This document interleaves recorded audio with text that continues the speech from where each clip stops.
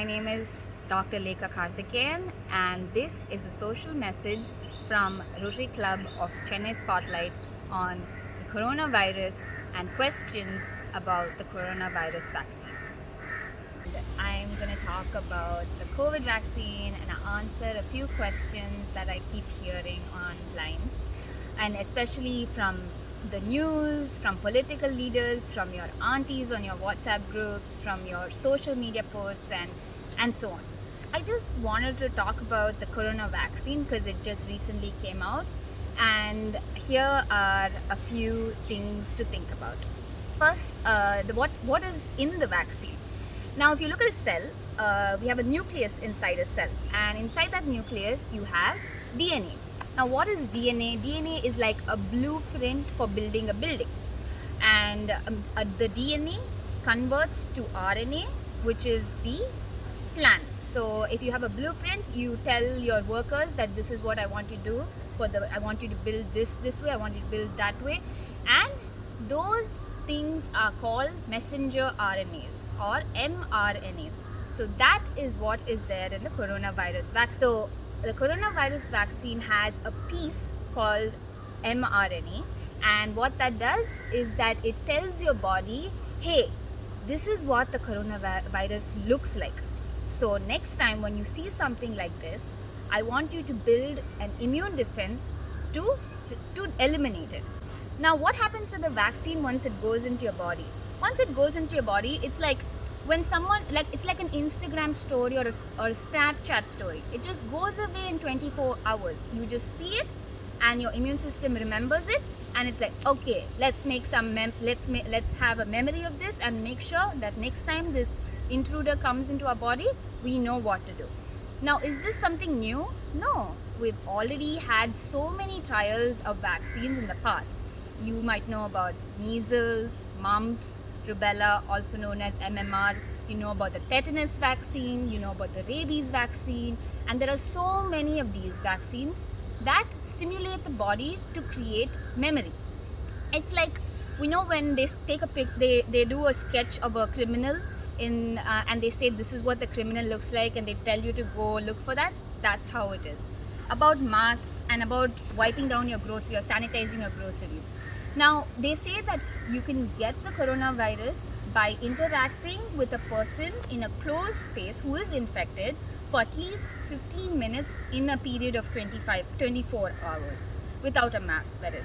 So when virus is sitting on surfaces like that, studies show that it's not as much as a threat to sanitize every single thing and worry about whether you're going to get it from objects around you.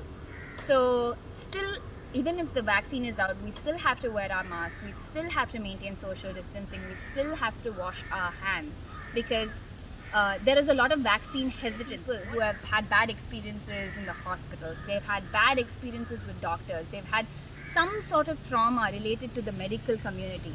They can't trust the vaccine yet, and it's understandable. Why has the vaccine come out so quickly?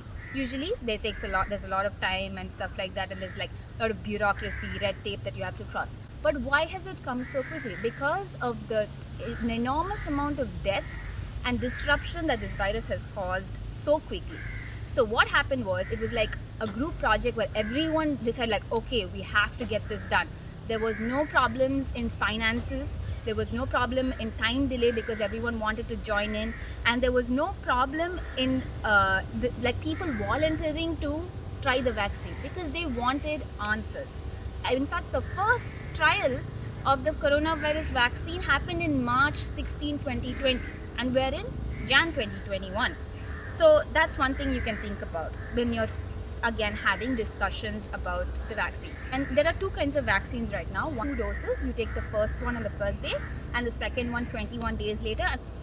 And why do they give it in 2 doses? Is that you have a full coverage, so that you have the full immunity that you can get from this vaccine. Now, they're going to ask you, okay, if I take this vaccine, will I fall sick? Will I not fall sick? See, obviously that is the main purpose of a vaccine trial, is that will we not get this disease? And the short answer is no, and the long answer is yes. there is a possibility. But in the trials and studies that have been showed before, people who get sick get very benignly sick or very mildly sick, or if they were sick, they were asymptomatic. Now again, the vaccine is now only available for people who are frontline workers, people who are at high risk. So it's not like just because the vaccine is out, you can go to a store and just get it. No. Again, what is the difference between the two vaccines? There are not much differences. It's only about what is available, like which is shipped to which country. And again, all this has to do with public trust in the medical community. It has to do with political leaders, working together to make this happen. Another thing, if I get the vaccine, will I not be able to spread it? If you get the vaccine, you are protecting yourself. Oh, we have a visitor. So the coronavirus isn't actually new. COVID-19 is a new strain of the coronavirus. In fact, you and I probably got coronavirus even in 2006 or 2004. It's actually just the common flu.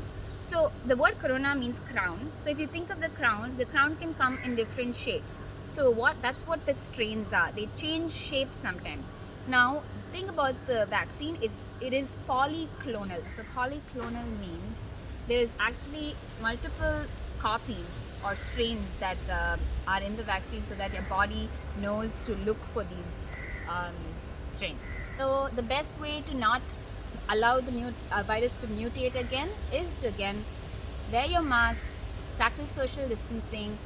Hopefully a lot of us get vaccinated. In fact, we need at least 80% of the population to be vaccinated if we want to achieve herd immunity. And that was something we were trying very hard to achieve during the pandemic through natural infection, but it's actually only possible through vaccination. How will we know all these answers? Only if we enroll and only if we vaccinate will we get data to prove this.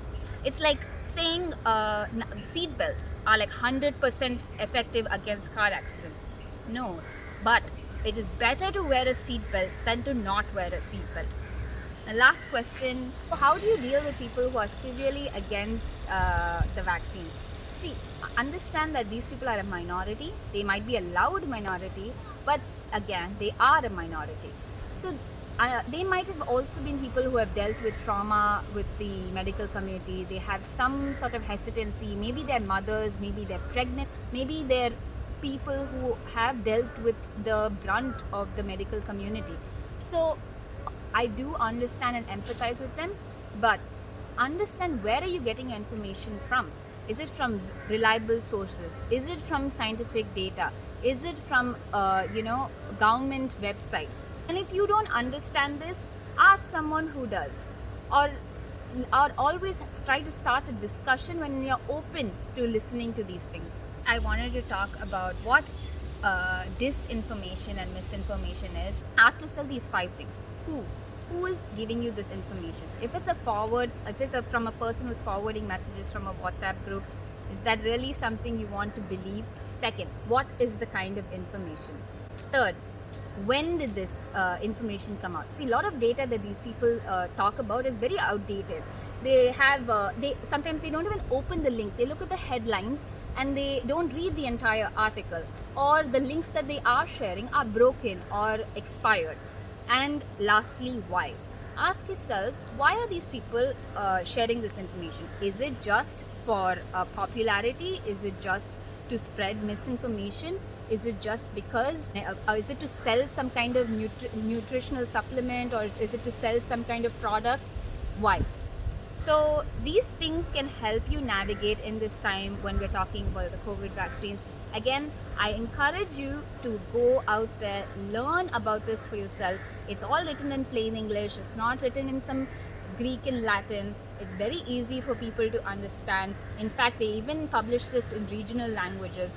So good luck in your journey, and if you have any more questions, you can always email me at dr.lekhakarthikeyan@gmail.com, or you can send me your questions and I can forward you links to help you read more.